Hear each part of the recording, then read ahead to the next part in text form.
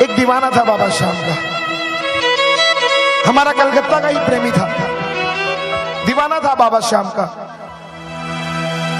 हर महीने खाटू जाया करता था, हर एकादशी पर कलकत्ते से हम सब जाया करते थे। सच्ची घटना ये, आज से 3 या 4 साल होंगे इस बात को। फागण की एकादशी थी, उनके परिवार वाले निशान चढ़ाकर सालासर दर्शन करने जा रहे थे।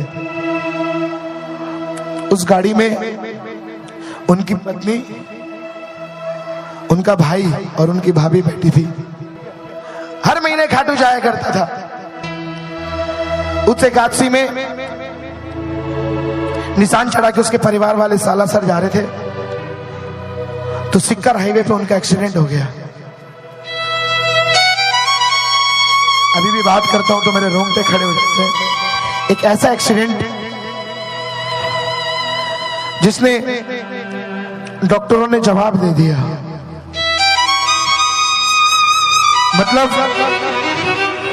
उनकी अर्धांगिनी की, उनकी वाइफ की शरीर की आधी से ज्यादा हड्डियां टूट चुकी थी। गर्दन की हड्डी टूट चुकी थी, माथे में 6 इंची का किल्ला घुस गया था। ऐसा एक्सीडेंट हुआ था कि वो सीट के अंदर घुस गई थी, पीछे बैठी थी, और उसमें जो स्क्रू थे वो उनके माथे पे घुस गए थे, और पांव मुड़ के, ये पांव मुड़ के उनके माथे में टच हो गया था। ऐसे हम और आप अंदाजा भी नहीं लगाते, उनकी जांघ की हड्डियां पूरी चकनाचूर हो गई थी। हम और आप अंदाजा भी नहीं लगा सकते, सिर्फ बातें कर सकते। खबर पहुंची खाटू धाम, जल्द से जल्द लोग पहुंचे जयपुर पे, सिकर हाईवे में पहुंचे। उनको एम्बुलेंस में बिठाया गया, सिकर के हॉस्पिटल ले जाया गया। सिकर के हॉस्पिटल लोग वालों ने मना कर दिया कि हम इनका इलाज नहीं कर सकते, इनको जयपुर ही ले जाना पड़ेगा। किसी एक रास्ते चलते रहा आदमी ने उसे गाड़ी पे बैठाया, जो उन्हें जानता भी नहीं था। गाड़ी में बैठाकर एम्बुलेंस में जल्द से जल्द ले जाकर उसे जयपुर के SKM मणिपाल हॉस्पिटल में एडमिट कराया। खबर पहुंची, तमाम लोग पहुंचे उनको देखने के लिए। हॉस्पिटल में भीड़ लग गई।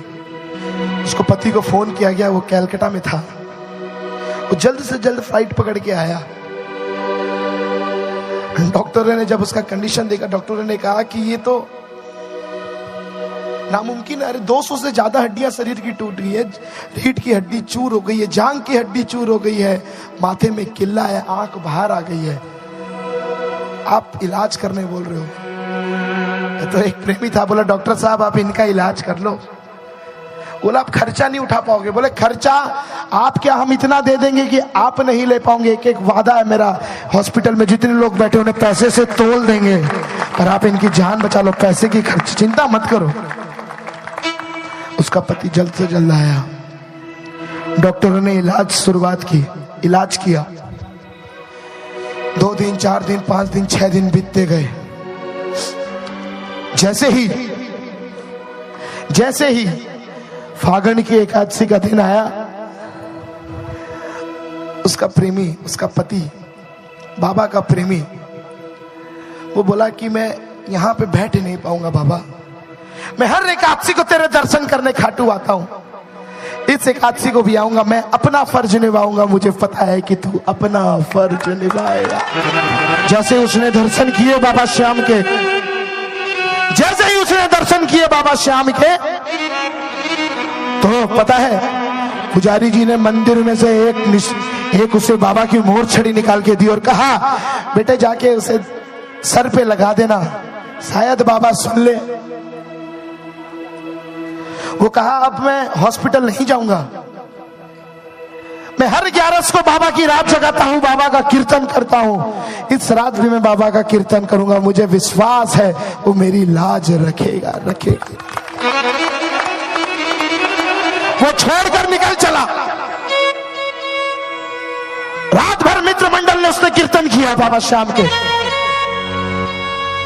सुबह पहली वो हॉस्पिटल जब गया, सुबह जब वो हॉस्पिटल गया, डॉक्टर ने उसे अंदर आईसीयू से जाने के लिए मना कर दिया। हकीकत बात है, ये दरबार में खड़ा होकर झूठ नहीं बोलूंगा, आईसीयू में जाने से मना कर दिया। कहा ये मोर छड़ी आपको हॉस्पिटल के अंदर ले जाने नहीं दूंगा, क्योंकि इसके अंदर इतना इत्र है, अंदर कई पेशेंट हैं, इस इत्र से कहीं इन्फेक्शन ना हो जाए, तो मैं आपको ले जाने नहीं दूंगा और रखने। उसने कहा कि बाबा भैया डॉक्टर साहब आप मुझे ले जाने मत दो, ले जाने मत दो, पर 1 मिनट के लिए रखने मत दो मुझे वहां पर, कुछ भी मत करने दो, बस 1 मिनट के लिए ये खाली मोरछड़ी अंदर ले जाके उसे माथे में छुआने दो। ये कहीं कैसा पागल है यार, यहाँ उम्मीद खो बैठे, यहाँ पे कोई नहीं है, कोई डॉक्टर हिंदुस्तान का काम नहीं कर पा रहा है, और ये मोरछड़ी क्या काम करेगी यार, क्या काम करेगी।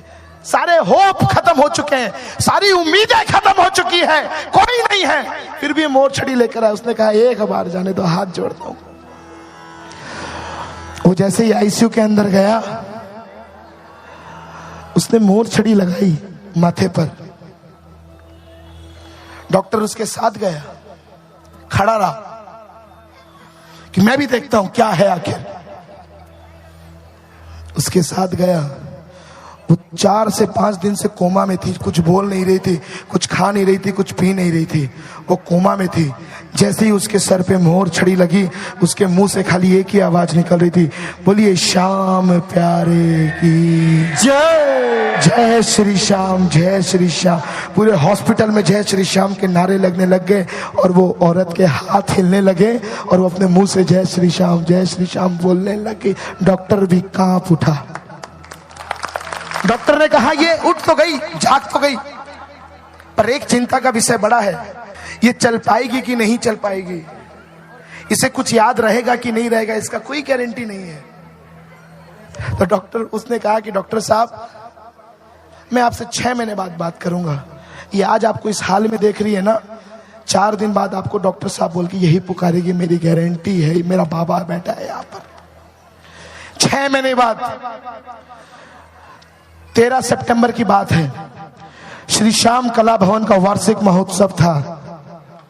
ठीक 6 महीने बाद श्री श्याम कला भवन का वार्षिक उत्सव था। हमारे संजय भैया गा रहे थे, और वो औरत अपने घर से चल कर आई बाबा के उस कीर्तन में, और बाबा श्याम का दर्शन किया। और उसके ठीक 6 महीने बाद रिंगस से खाटू धाम पैदल निशान लेकर गई। 1 साल भी नहीं हुआ था, बाबा ने उसे फिर खड़ा कर दिया। आज वो झूम झूम कर गाती है, लगाती है नारा, बोला हारे के सहारे।